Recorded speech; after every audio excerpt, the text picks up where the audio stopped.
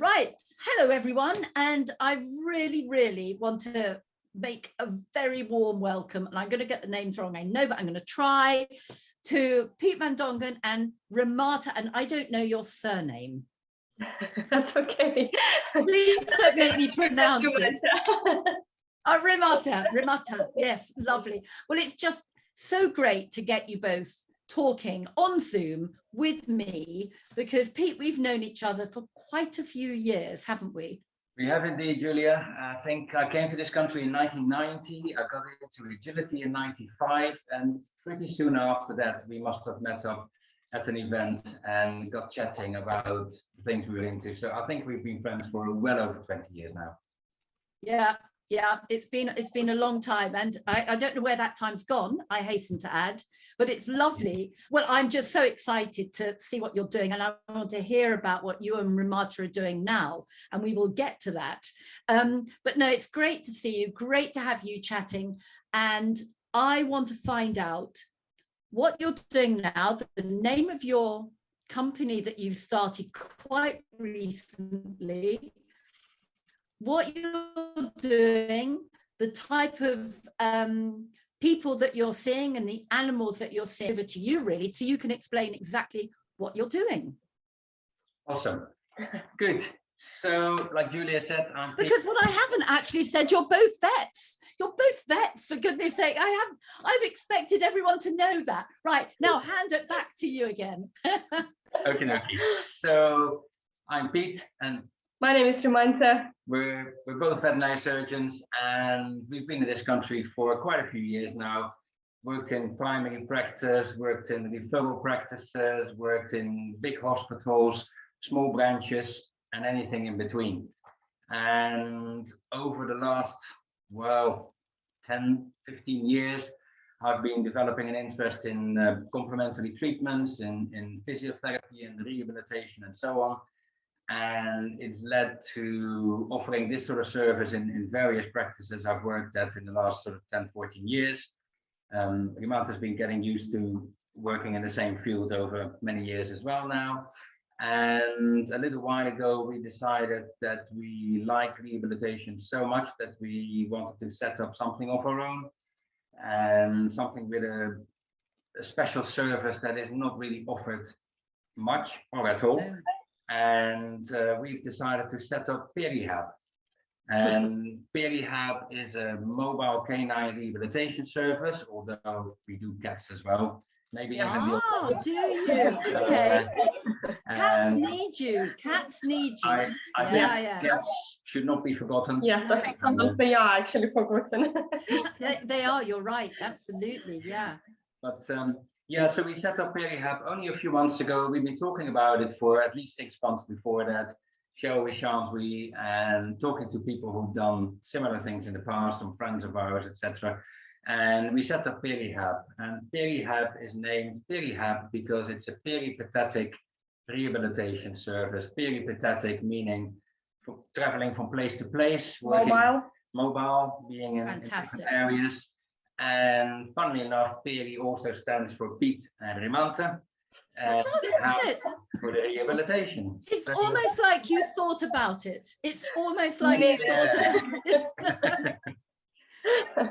And yeah, the idea was to offer a mobile rehabilitation service. We work from Milford in Surrey, and we service Surrey, West Sussex, Hampshire, and surrounding areas. Fantastic. As far as we dare to go, as far as people dare to travel, to do rehabilitation and physiotherapy services, as well as things like chronic osteoarthritis management, etc. But as a mobile service in people's homes. Yeah, it's fantastic. And I know, Pete, as I've known you for such a long time, I know what a dedicated vet you are. You are so dedicated to what you do and providing a good service. And I know I met you, Rimante, last summer. I met you both for lunch, and that was such fun lunch. And there was lots of looking between you both. I thought, oh, they've got a plan. I can't wait to find out what they're doing. But I know you both, having spoken to you at lunch then and a couple of times since, I know how dedicated you both are. And that's from my perspective as having dogs, that's always so lovely to know that the vet that you're going to see is a genuine animal lover and wants to improve the health of animals. So it's just very exciting to see that you're both on the road and that you can come out and help us all. Yeah, it's And it's always really nice to actually go to people's homes and to see the dog in their own familiar environment where they are comfortable, they are happy, and it's just a completely, I would say, quite different feeling what you also, what you get then in comparison to when you're obviously in the practice. And you know that you can dedicate enough time, and you can listen to people, and of course to spend enough time with the dog, and you don't need to rush, and you don't need to it's nice. So much nicer because you can see, as you say, the dog in their own environment, so it makes it easier in some ways to get a better history, doesn't it, for you? Absolutely. And as you say, it's that time, isn't it? It's having time. Yeah, I think nowadays in veterinary practice, most practices are overworked, very, very busy. Since the pandemic, there's been a massive increase in numbers of pets in this country, both dogs and cats. And there's been a bit of an exodus of vets to do with the pandemic, to do with Brexit and other reasons. Yeah. So most practices are very, very busy. And I can quite imagine that a lot of clients might feel a little bit pushed, a little bit rushed in practice. And that's not nice for the clients, but also for us. We quite often felt when we were in private practice that we didn't have enough time in any consult to properly advise people about all the aspects of veterinary healthcare. And for instance, if we were talking about a dog with arthritis, I can talk for an hour about arthritis. At least. Exactly. And there's time. Whereas now we sort of limit the number of cases we see per day, but that means that we have enough time, and people appreciate the care, the attention, and the time you spend on them and their pet, probably more than anything else. I've got two sides. I've got two hats on. Absolutely, from having dogs and animals myself, to just have that time to be able to explain and say what's wrong. You feel that is wrong with your own dog or your own animal, for you to listen and be able to make that really that general view of what's going on, to be able to make take that history and get a really good diagnosis. That must feel so much better for you too. Absolutely. And as a mobile service, we're not able to do everything at people's homes, but we both still do local work as well. We still work in primary care practices. We can combine that. And of course, we know and have both worked in referral practices. We know how that works, so we have a lot of contacts.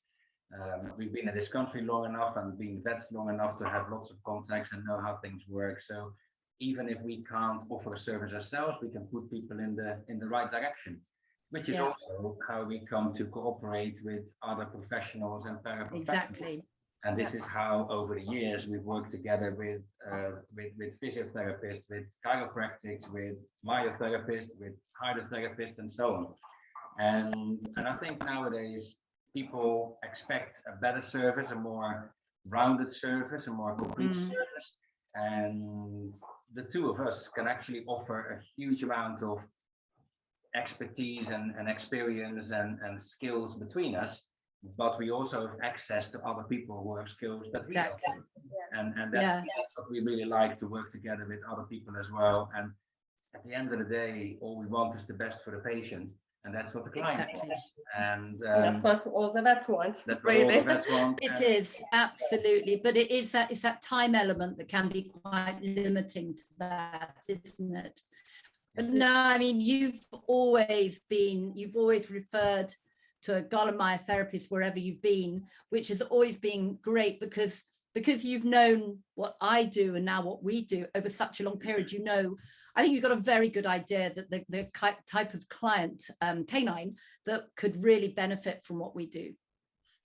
Yeah, and obviously people watching this might not know this, but I've done agility for 15 years, and I've been involved in agility from a point of view of a competitor, but also an instructor and a judge. And I was the British team vet for the World Championship, so I've seen that side of it. And having been in dog sports for so long, and having seen and treated a lot of working dogs and sporting dogs, you get a different appreciation for the type of clients that we will be dealing with, because the people that have dogs that aren't just a pet but are also a working companion, they have different expectations, different aims, different goals, and you need to be able to identify with that and to understand what those people want from their dog or from their practitioner, and working together with different people in different areas who can together establish a result that is right for them is of really high importance to us. Absolutely. And I don't know about you, but over the last 20 or so years, I have seen so much change in the availability of different therapies now we can have for dogs. 20 years ago, I mean, I was sort of on my own, wasn't I? And now there are so many more people out there, which is great that there's more choice, but that can also be quite difficult to know which direction to go in. Absolutely. And I think for most dog owners, it's can be a little bit confusing. There are a lot of people out there offering services, and there are a lot of different qualifications. Not always is there a lot of regulation in this professional world. And I think it's really important that people go to the right people with the right training, with the right expertise and skills, and have professional and personal liability insurance and so on and so forth. And I think the other thing that's really important in veterinary medicine and in what we do as well now is that we work as much as possible with evidence-based medicine. And I think there are lots of therapies out there which have a lot of science behind them. There are also some therapies that don't have a lot of science behind them. There's nothing wrong with that. If people want to do that, want to try that and believe it works, it's absolutely fine. But as scientifically trained professionals, we tend to go with evidence-based veterinary medicine.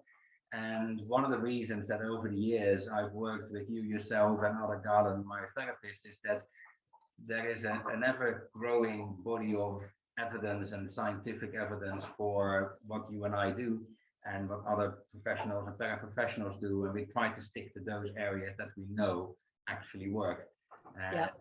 But yeah, that has changed massively over the last couple of decades, and I'm sure it's going to change more over the next 5-10 years as more knowledge becomes available. So yeah, we tend to only 2 people that have a science-based profession and so on. Yeah, absolutely. Well, I just think that this is so exciting what you're doing, and I'm really looking forward to watching you grow and develop, because I really think this is what people want. They want the more one-to-one sort of care and that time, and not in any way am I saying there's anything wrong with other veterinary practices, because they're all working so hard. But as you say, it's really difficult to give that time, isn't it? And that's one thing that you're now able to do, which is just fantastic. Yeah. And also you're seeing the countryside. You're traveling. Exactly. And I'll give you a little example of something I came across yesterday, which sort of shocked us a little bit. And it is to do with time. It's also to do with communication. I dealt with a dog yesterday, a post-surgical rehabilitation case. And the owner had taken his dog to a referral practice for surgery.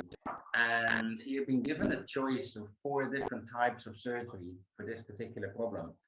And he had made a choice of what to do based on what he was told by the specialist. And when I saw him yesterday and I went through the actual surgery, he had no clue what exactly had happened to his dog. Really? And when I explained what had happened and showed him post-operative x-rays, which he hadn't seen, he was absolutely amazed that that was what was done to his dog.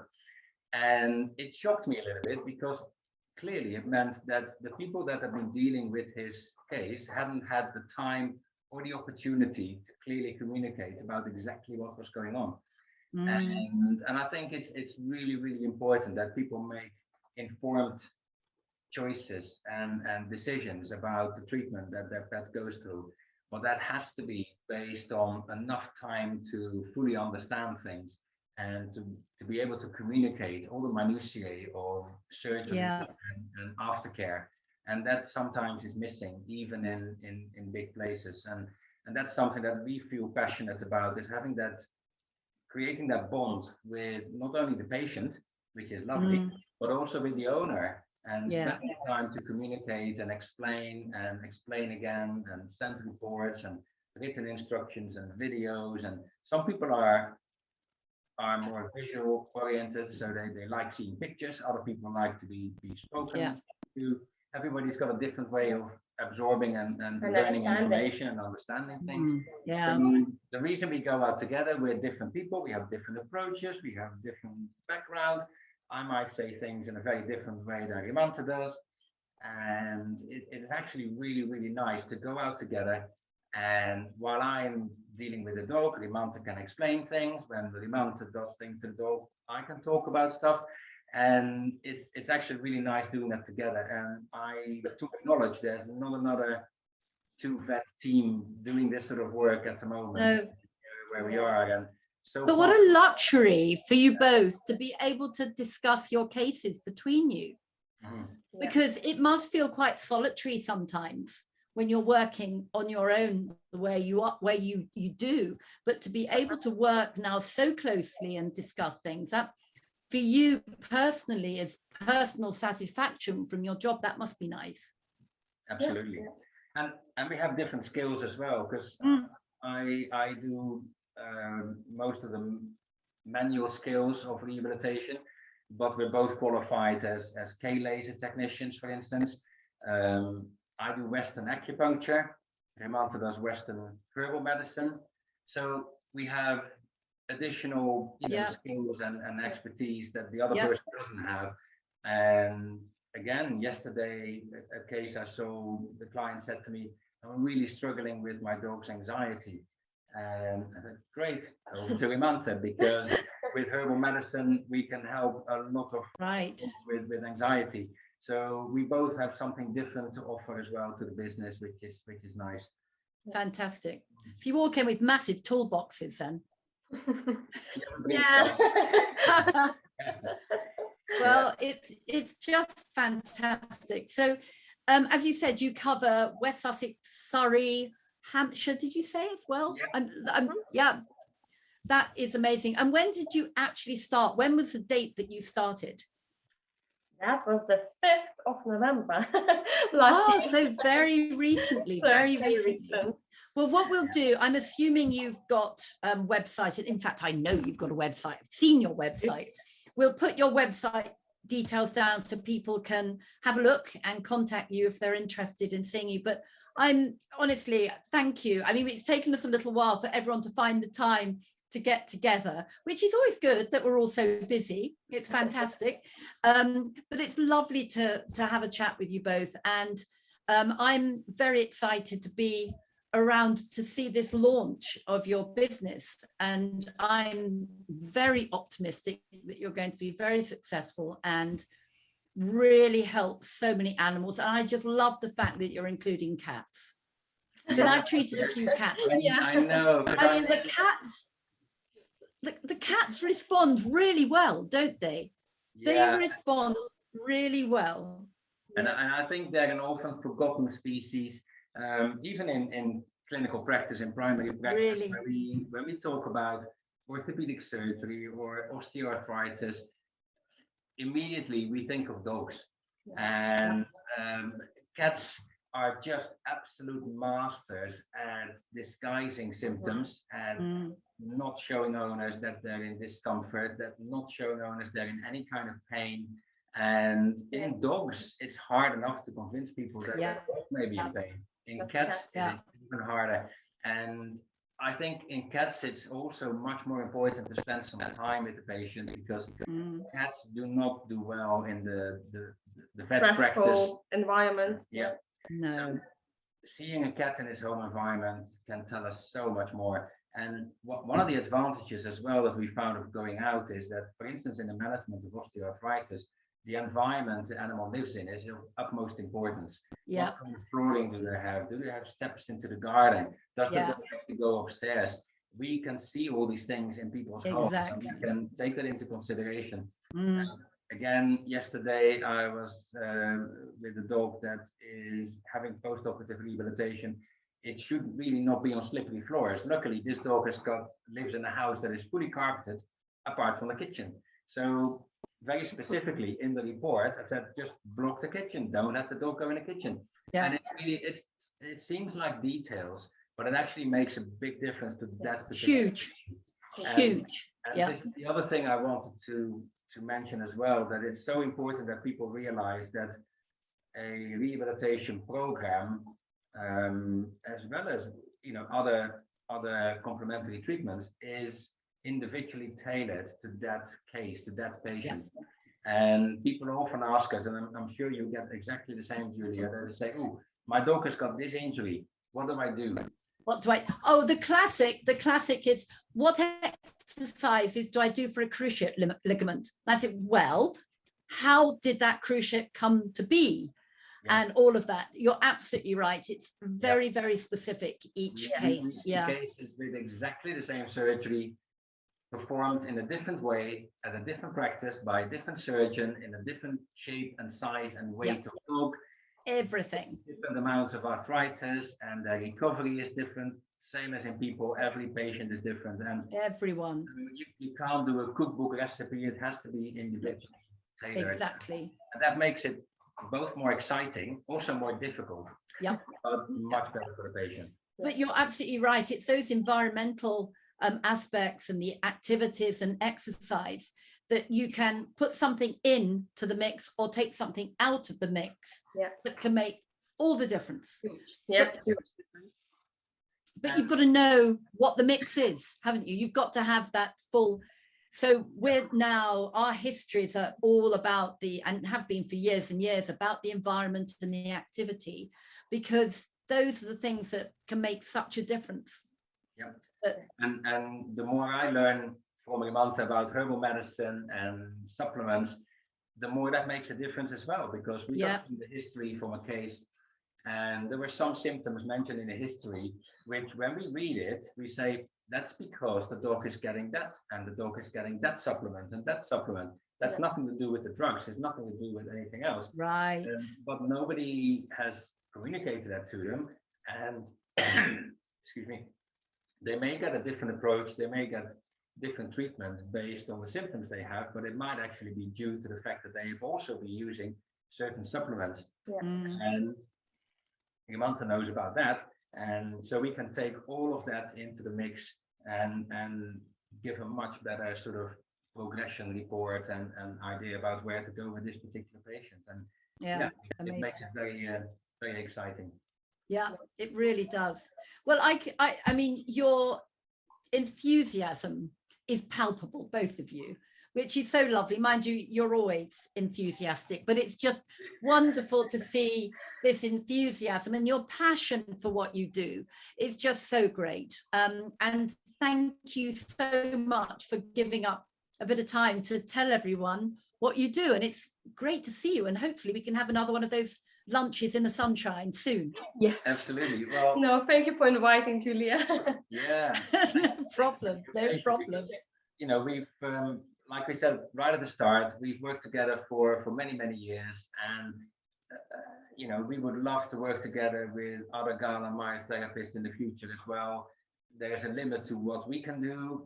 We can offer quite a bit, but not everything. So we've already been looking forward to how we can potentially expand the business and going in different directions, offer even a broader range of services for now, we are going to send people your way. We're going to send people to certain hydrotherapy places and so on. Brilliant. And we've already come across cases where we've requested histories from vet practices where, like many of other complementary therapists, have come across a little bit of hesitance, a little bit of reluctance to share information. And I'm sure you've come across that, yourself as well. Not everybody is as accepting and open to complementary treatments. We will continue to work hard to try and establish that. And luckily, being vets ourselves and having lots of contact, we feel that we might be able to have some influence over other vets and other professionals. And I think that the whole crux of the situation is cooperation with people like Galen and other professionals, and hopefully together. Definitely. Get to do the best for the dog. And the thing is, we've got to work with you too, because we're passionate about working with our vets, obviously, but we're very passionate too about the two-way communication, keeping you in touch with what we do, because that is absolutely vital. Yep. Yeah. Wonderful. Well, thank you once again for... Not at all, not at all. That's great. Well, it's lovely to meet you, and maybe we should do a follow-up in a few months, and you can tell us a few stories and a few scenarios and clients. That would be lovely to hear. Anyway, lovely to see you both. Goodbye. Bye. Thank you very much. Bye. Bye. Bye.